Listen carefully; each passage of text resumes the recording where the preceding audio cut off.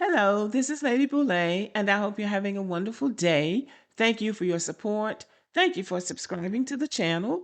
Thank you for your comments, and thank you for your thumbs up. Thank you for all you do to support the channel. And yes, we are commanded to love one another, whether we want to or not, or whether we agree with each other or not. This is Lyn Jones, and she is having a viral moment. She has gone viral for being a decent human being. This is one of those times when a black woman makes you feel good about being a black woman. Lyn Jones is a longtime Jacksonville, Florida journalist with the Jacksonville Free Press, known for more than 30 years of community-focused reporting, and she recently went viral for offering words of encouragement to Jaguars head coach Liam Cohen during a post-game press conference. This is what happened. You know, who would have guessed a black woman would have white sports reporters collectively losing their minds today? All for this. How you doing today? Lyn Jones, Jacksonville Free Press News. I just want to tell you congratulations on your success, young man. Thank you. You hold your head up, all right? You guys have had a most magnificent season. Thank you. And you did a great job out there today. Appreciate so you it. just hold your head up, okay? Thank and you, ladies ma'am. and gentlemen, Duval, you the one, all Thank right? you, ma'am. keep it going. We got another season, okay? I appreciate Take it. care and much continued success to you and the entire team. Thank you, ma'am. Because in a room built for pressure and blame, she chose to lift him up instead. I'm Michael with Magically. You're home for good news. Now, she went viral for that, for telling this young head coach of the Jacksonville Jaguars professional football team, who had been a losing team, but in his first year as their head coach, he had taken them all the way to the playoffs, but had lost the playoff game. So naturally, he was upset. And she, being a person of decency and morals, realized that and decided that she wasn't going to pile on, that she was going to encourage him and be compassionate. And the sports writers that's in the room and all over the country are having a fit because she didn't go in and start asking him what he did wrong and what he's going to do right next year, and does he think he's doing better than the coach that they fired or who left or whatever, for whatever reason. She simply encouraged him. She looks like she might be somebody's very youthful grandmother. So she's been through it. She's been a reporter for 30 years. So what is she going to do but come in there and encourage somebody who has done the best he could do with what he had to work with?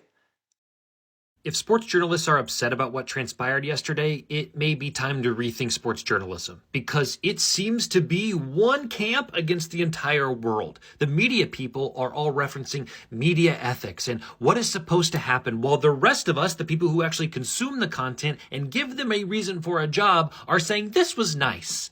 This was nice to hear someone congratulating and appreciating a coach who contextually is in his first year, who contextually got hired after a little bit of a controversy, who contextually has changed the culture and the narrative of a team who has sucked consistently for 20 years.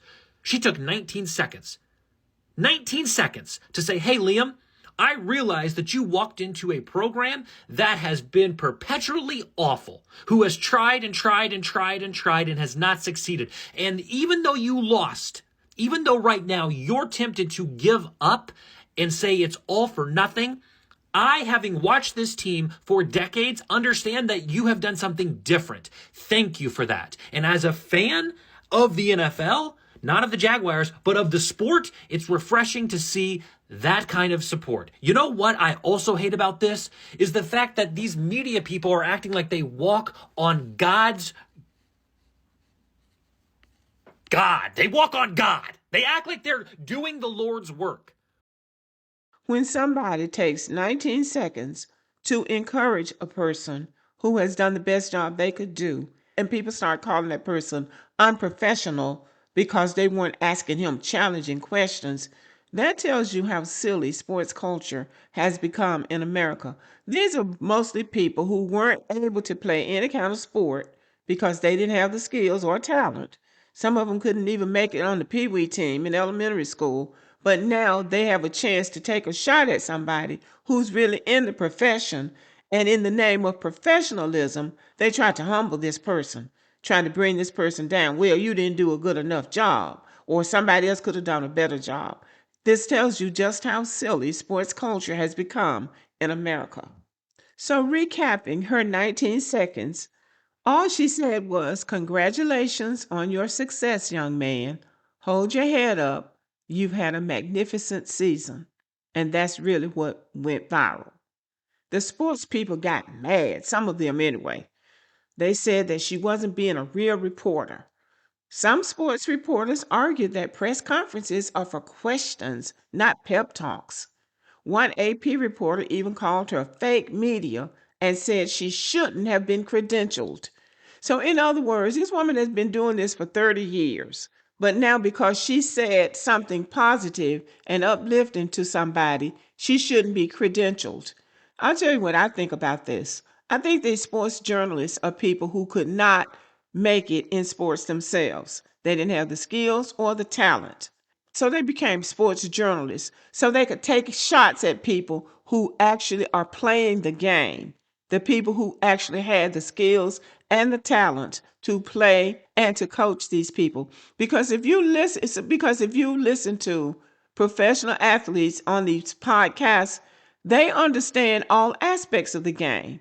They can see it from the coach's point of view. They can see it from the player's point of view. They can even see it from the organizational structure of the team, whether it's basketball or football or whatever.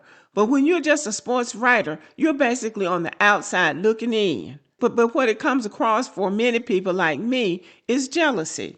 They're jealous because these guys get the fame, they get the money, they have influence, they get endorsements, and they get the women. And because they get those things, they feel like you ought to be able to take my abuse and I don't have to be nice to you.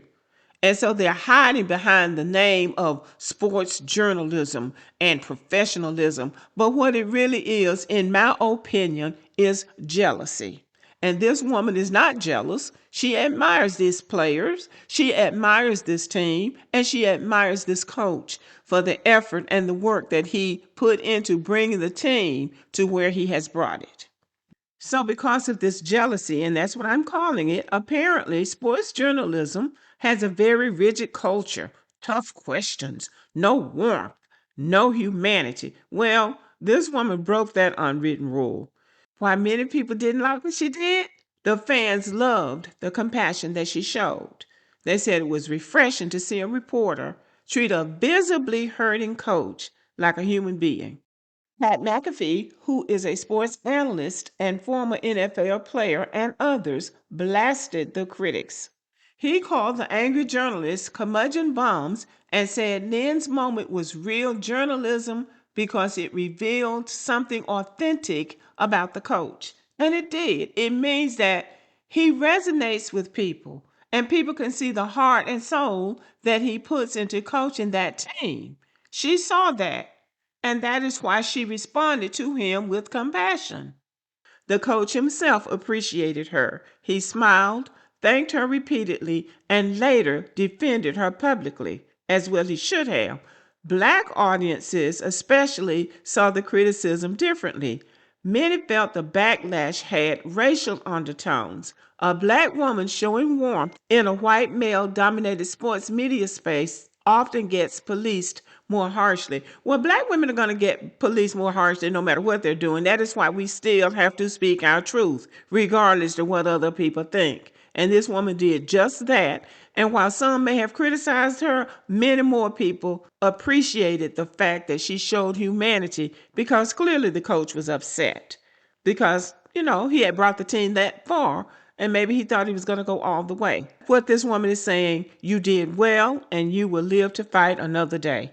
And that is what you should tell people, not sit around critiquing them because you can, because you got a pen and a microphone. Okay, let's break it down and tell why she blew up and went viral. This is the reason. Lyn Jones represents a more community-based, human-centered style of reporting. Traditional sports media hates anything that doesn't fit their narrow mold. She didn't do anything harmful. She just didn't play by their rules. And we don't get anywhere as Black Americans sometimes by playing by the rules. We get farther when we are our authentic selves. And that's what she was being, authentically herself. She's been in the business for 30 years, so clearly she has proven herself as a journalist. But in this particular instance, she broke ranks with the white sports media because that's what it's all about. They want you to come in and ask a lot of questions and make it seem like you're being hard. You're being hard. Some of the short, dumpy person wearing glasses is going to be hard. Okay, we get it. But anyway, this woman stood by her principles and her character showed through. And while these traditional sports people, these old white men, didn't approve, the majority of Americans saw her compassion for this man and appreciated it, as did I. Okay, let me know what you think about the video and have a good day.